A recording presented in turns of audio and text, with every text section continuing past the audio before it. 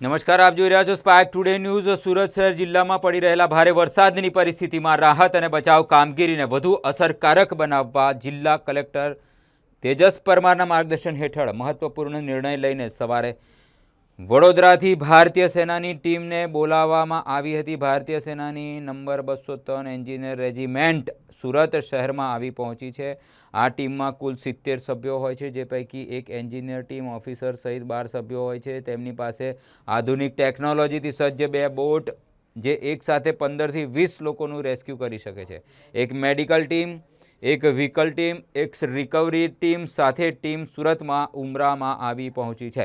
નીચાણવાળા તથા અસરગ્રસ્ત વિસ્તારોમાં ફસાયેલા નાગરિકોને સુરક્ષિત સ્થળે ખસેડવા, તાત્કાલિક સહાય પહોંચાડવા તેમજ જરૂરી સંજોગોમાં બચાવ કામગીરી ઝડપી બનાવવા સેનાની સેવાઓને ઉપયોગમાં લેવામાં આવી રહી છે।